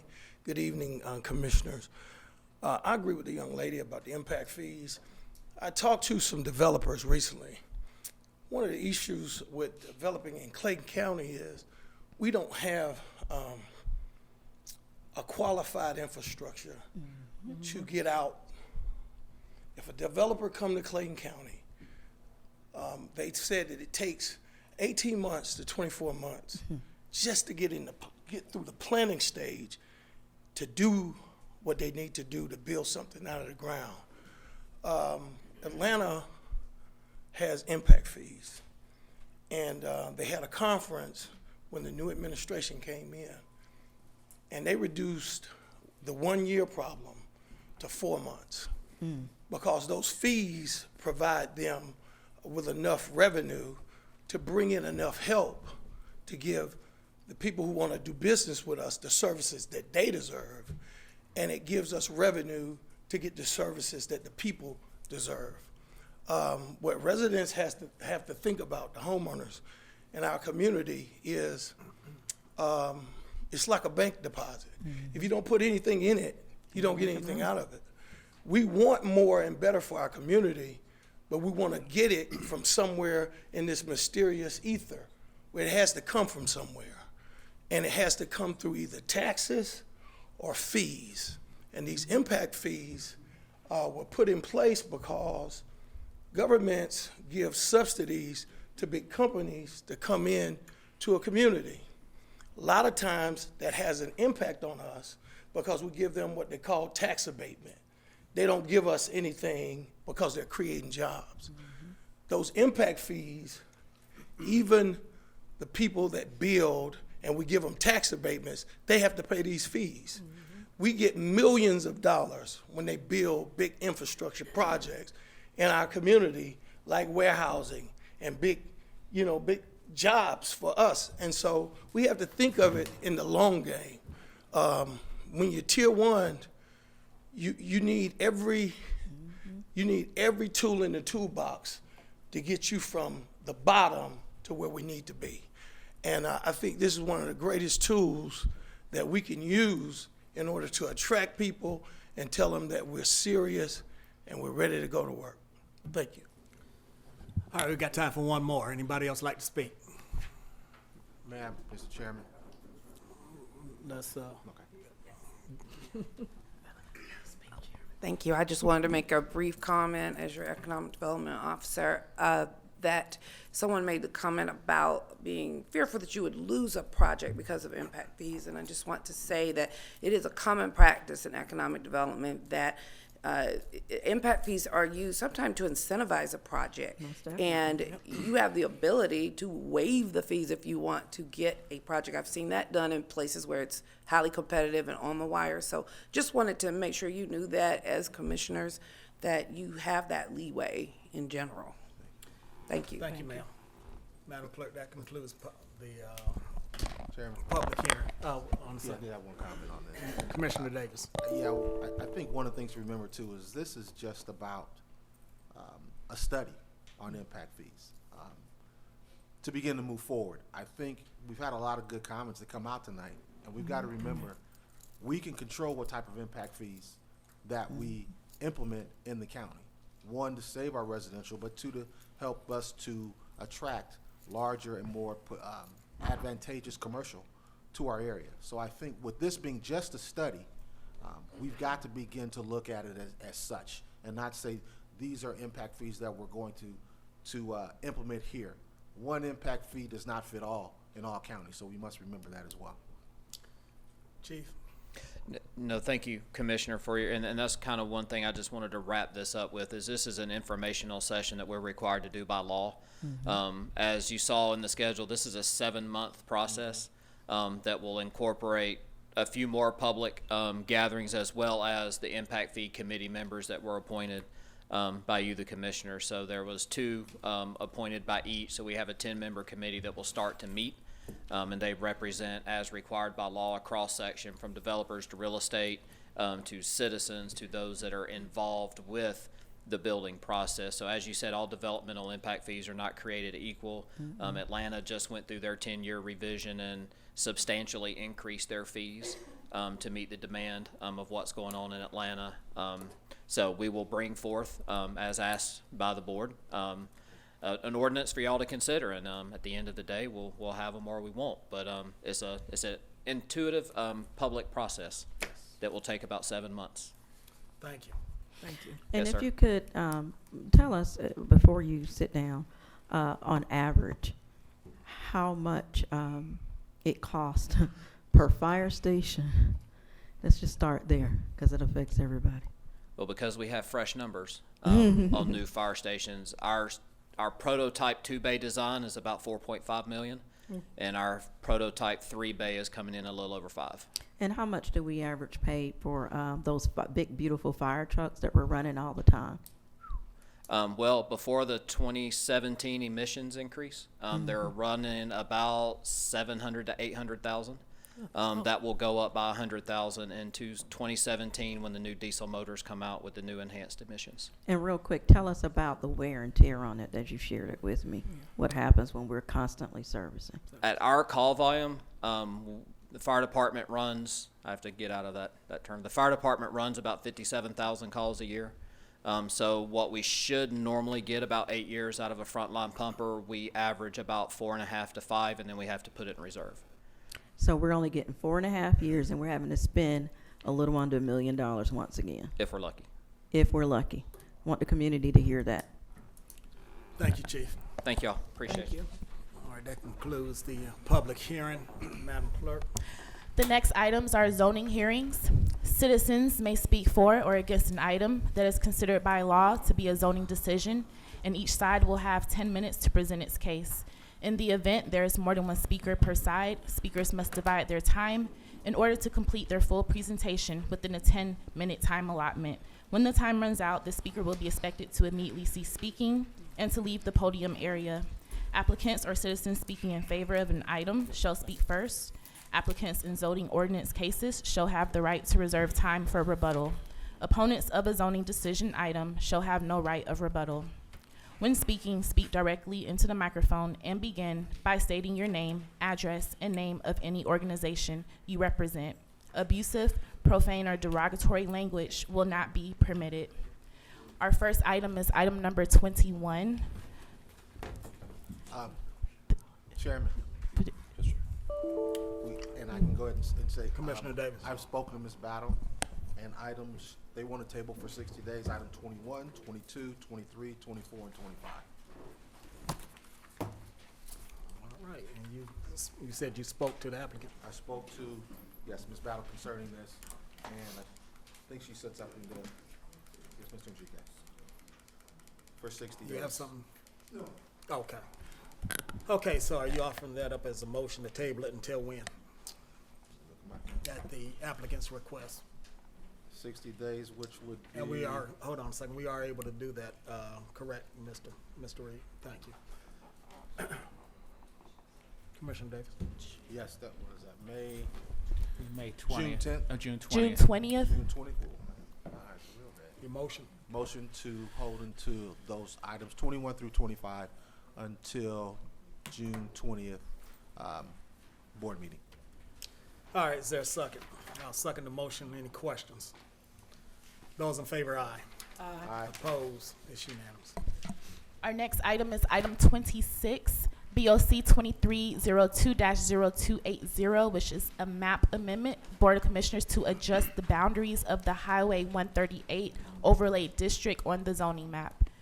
The affected parcels are 12013A, A002, 12014B, A003, 12014B, A001, 12014B, A001A, 12014B, A002, and all of these parcels are to the north of Bart Stevens Road. And the request is remove these from the Highway 38 overlay district. Staff recommends approval, as did the Zone Advisor Group. All right, this is a Board of Commissioners request. Is there anybody here who would like to speak in favor of this request? This is a public hearing. Anybody like to speak in favor of? Anybody in opposition to? Anybody opposed? Okay, is there a motion to approve? Motion to approve. I'm sorry. Oh, come forward, I'm sorry.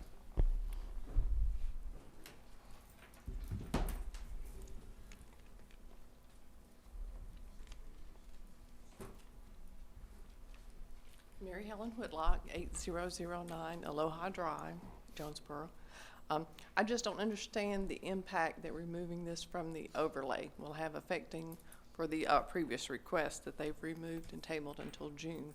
Can you go into a little detail of how changing it from being a part of the 138 overlay might affect that? No, this one is not part of that. It's not part of No, that. ma'am. I'm sorry, just when you put that I'm sorry. picture up there, it appeared to be some of the same area. So I need to understand what area they're requesting to change and not be part of the overlay. Further down Walt Stevens. It's further down Walt Yes, on Stevens? Walt Stevens, I'm sorry. Yes, ma'am. Near, The near old to like Walker area. Nursery? Yes, ma'am. Thank you, sorry. Right across. Thank you, ma'am. Anybody else? All right, let's try it again, Commissioner Davis. Make sure it look. Okay. I move that we approve BOC 2302-280. Is there a second? Second. Any questions? Those in favor, aye. Aye. Opposed? It's unanimous. Our next item is item number 27, ordinance 2023-85, which is in conjunction with our text amendment BOC 2302-0279, presented by our Chief Staff Attorney Charles Reed. Ordinance 2023-85, which is the ordinance to amend the Clayton County zoning ordinance, specifically to amend the zoning ordinance Appendix A, Article 1, Section 1.5, define words in Article 3, Section 3.23 UV Urban Village District Intent, permitted uses and conditional uses. Article 3, Section 3.24 UV Urban Village District Standards, and Article 3, Section 3.36 Land Use Matrix to regulate the zoning use classification. And Article 6, Development Standards regarding accessory, permitted, and conditional uses, along with development standards in the UV zoning district, to provide an effective date of this ordinance, to provide for repeal of conflicting ordinances, to provide for codification, to provide for severability, and for other purposes. And someone from Planning and Zoning will kind of explain for the public what this is actually doing.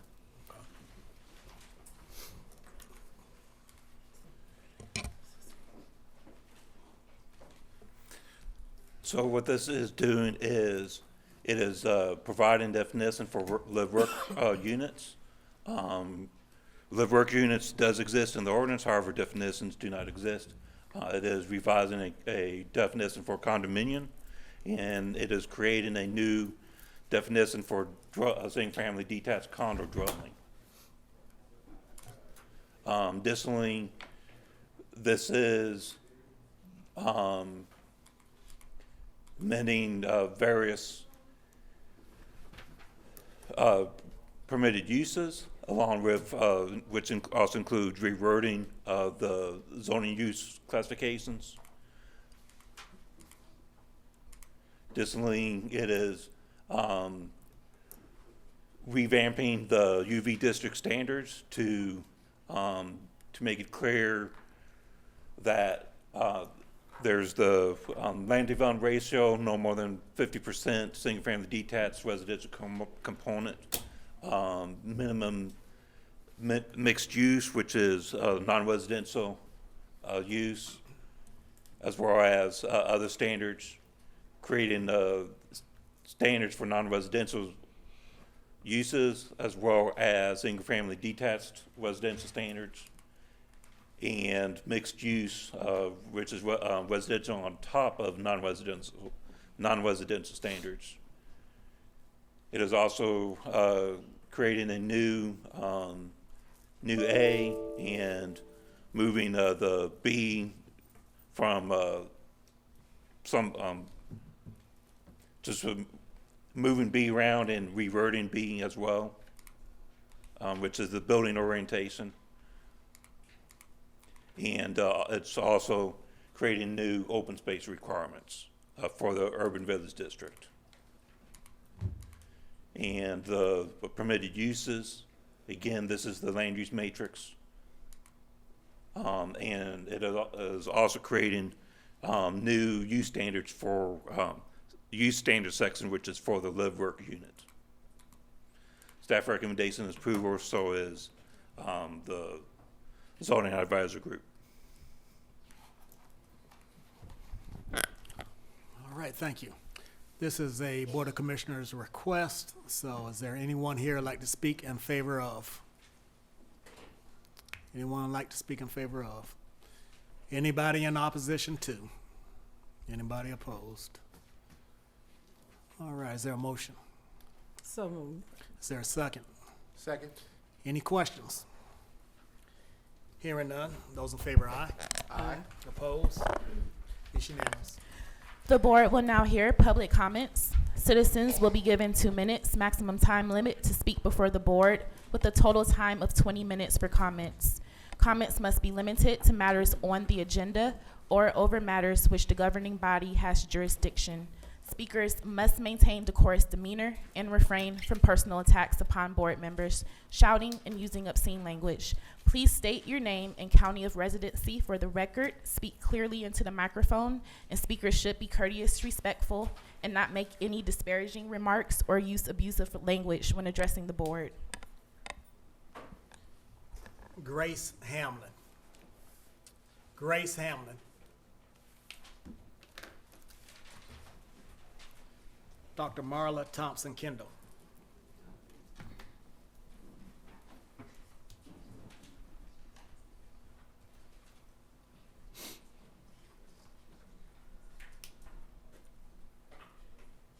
Good evening, Commissioners. I'm Dr. Marla Thompson Kendall, a longtime Clayton County resident and a educator. And I educate those individuals who are seeking advanced degrees.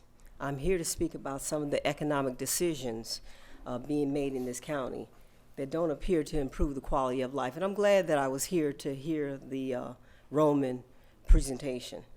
Last month, I spoke about bait and switch, specifically talking about the Grove Creek Ventures LLC, the low-income project that was going to be built, or that is going to be built, on 138 and Highway 85 intersected by Scott Road. It appalls me that there are heroes and sheroes who you stand on the shoulders of. These individuals fought, battled, they were bombed out of their homes, separated from their loved ones, they were hung, raped, and property taken from them just so you could sit in the seat of power. Yet, instead of using the power to move us forward, you ignored the significant opposition to the Grove Creek value and devalued our homes and moved us backward instead of forward by accepting it. So perhaps we need to be having a different conversation. In January 2009, Commissioner Hambrick was interviewed by the Clayton News Daily when she became a commissioner for District 2. At that time, and I'm quoting, she said, "I want to work hard so Clayton County can become a place where people can be proud to call home." She goes on to say, "Together we stand and united we fall." The majority of the people standing together, that's how we are going to get some progress. I want to get everyone under one umbrella to really get the county cleaned up. Commissioner Hambrick. I'm sorry, ma'am. Your time is up. up. Your time is up. I'm sorry. I have a quote, and that quote is, "Trust not what the people say, but watch what they do. Behavior never lies. Since you baited us with rhetoric, perhaps the Clayton County constituents need to Thank you, ma'am. bait and switch Thank you, ma'am. you out." Janine Herbert. Janine Herbert. Wayne Madden.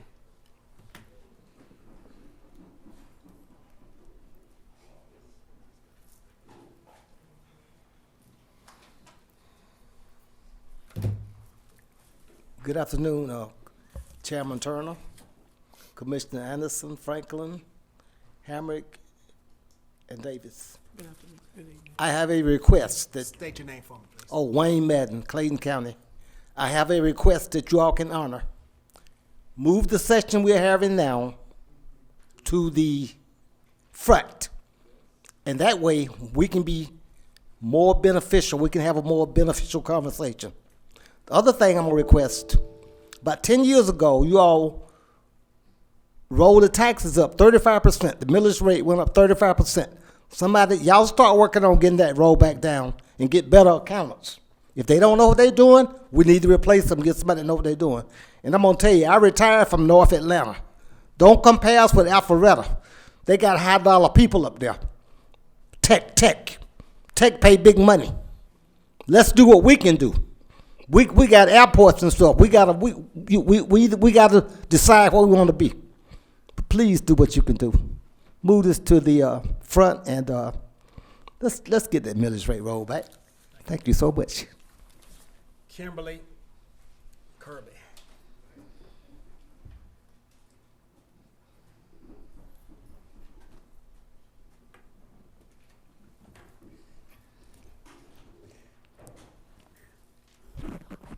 Hello, Kimberly Kirby, Clayton County homeowner.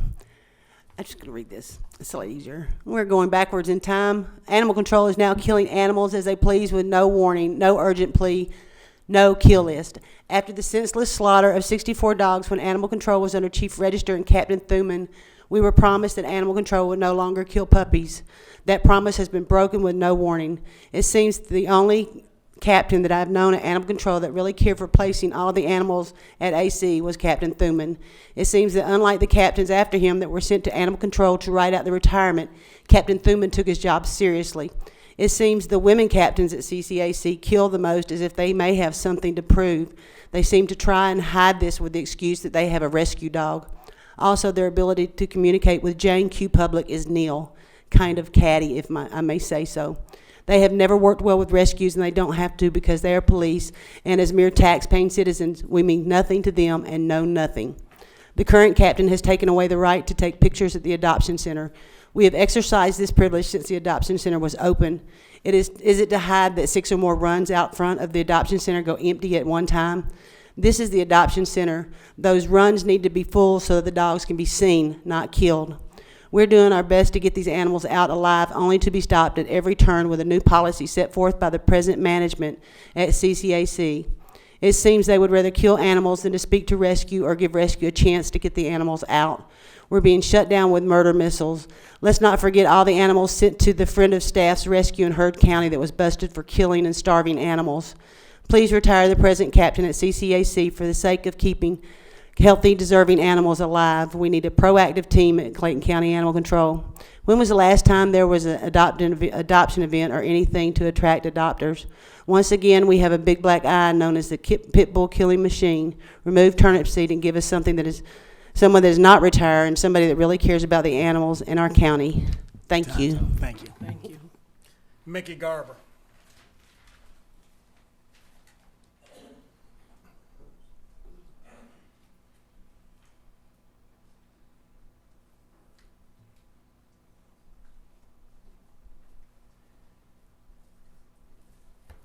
Madam Clerk, Mickey Garber, unincorporated Rex, Georgia.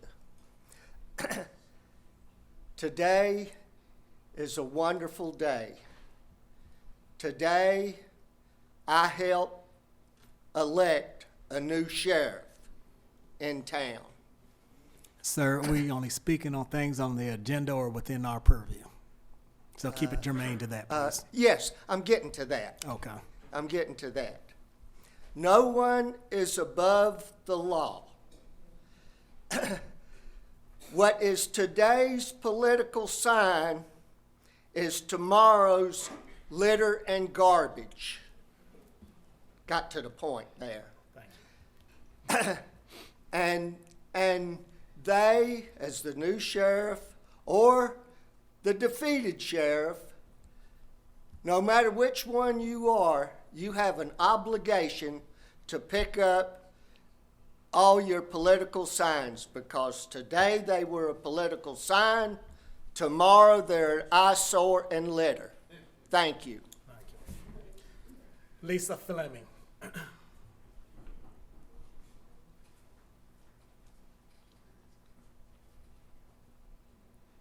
Hey, I'm Lisa Fleming, Fayetteville, Georgia, Georgia Licensed Rescue, for about 12 years now. And I have to say there's been improvements. I was here 12 years ago speaking before this board, and there's been a lot. There's been another animal control, a staff vet, microchips. Things are improving. But recently, they've went backwards, and that's what I'm here to talk about. Rescue has always had an urgent list. It went away after 4 dogs were killed. These dogs were killed. They had rescue on the way. We needed a 3-day delay so the rescues could get organized and get transportation arranged. Because there was conflict between the rescue coordinator and the leadership, I'm not going to mention any names, but the leadership, all of a sudden, instead of working with Georgia Rescues, the animals were killed. You can imagine being a Georgia Licensed Rescue and being told, come get the animal, and you have plans, you have a potential adopter lined up, and then you're told they're dead. That was 4 dogs not too long ago. Fox 5 and Channel 2 did go up there and they aired the story on these animals to be their advocate, but we need change and we need it now. They took away an urgent list. We've had an urgent list for 6 years that shows 20 animals that we can work on. Every 7 days, 20 animals are euthanized for space in this Clayton County shelter. And I'm going to say, Clayton County, you've got to do better. You've got to spay and neuter. You got to stop this breeding dogs and going to Walmart to make $250. You don't know how many times I've gave somebody $300 and says, give me all your puppies and I'll place them responsibly. It wears us out. We are wore out. And I'm getting older and tireder as I go. But we need change now. The animal control is playing games. I mean, it's just a game. There was an argument that ended up in 4 dogs losing their lives. Now, there was a technical explanation for all of it, but I know what it was. But your time is up. Thank you. Maria Doral.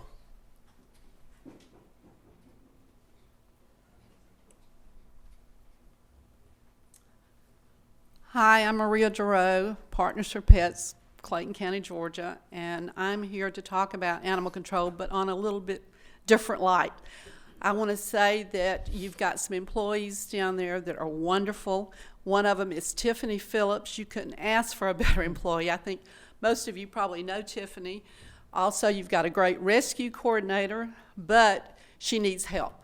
We have sent a letter to the chief trying to get her some help. Even if you could move a position over, that would make a huge difference in what goes on. Yes, we've been on the news. Yes, there's been some issues, but we're still trying to work to help get those dogs out of there. One concern I have is with all of the new building in Clayton County, what about animal control? You're going to have more animals come in. Mm-hmm. Are you thinking about building a new facility, or are you going to expand what you already have? Right now they have a problem getting employees, so what's going to happen when more animals are in the county? That's one of our concerns. Another thing, I just want to thank law enforcement in this county for everything they do, because Partners for Pets is really supportive of all of our law enforcement. Thank you. Thank you. Mont Pilar Don.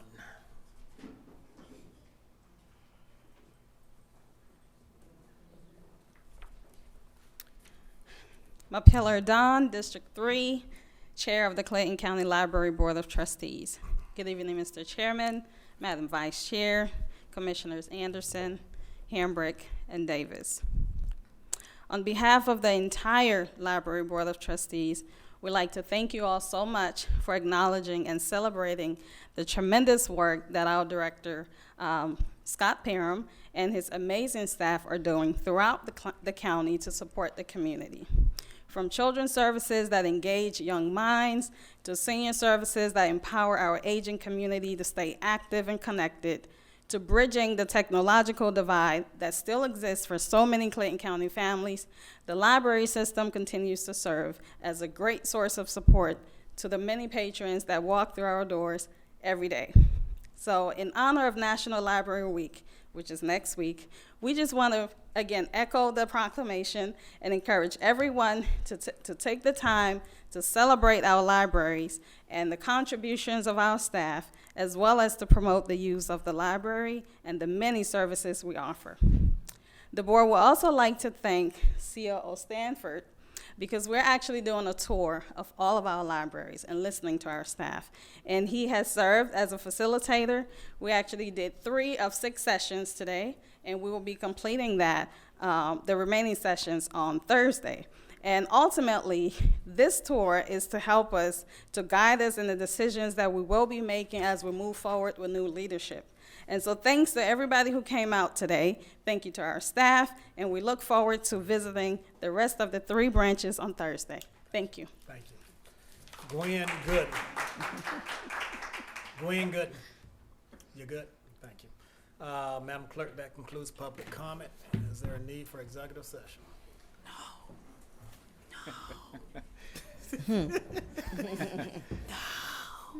Yes. On litigation and personnel. All right, is there a motion to go into executive session for litigation and personnel? Mr. Chair.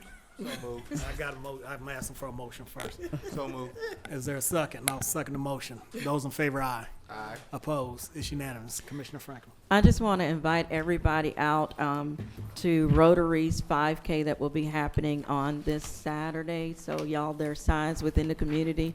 And I remember starting that race with one of our previous residents, Dr. Sam Bendam. So we're talking about being healthy. So definitely come on back out.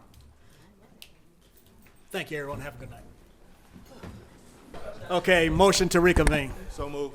Is there a second? I'll second the motion. Those in favor, aye. Aye. Opposed? It's unanimous. Mr. Reed. Yes, I just have one item, which is a settlement agreement with the state of Georgia and local governments memorandum of understanding concerning national settlements with Teva Pharmaceutical Industries Limited, Allergan Finance LLC, Walmart Incorporated, CVS Health Corporation, and CVS Pharmacy Incorporated and Walgreen Company. And this is for opioid litigation. Is there a motion? So moved. Is there a second? Second. Any questions? Those in favor, aye. Aye. Opposed? It's unanimous. Ms. Ambles.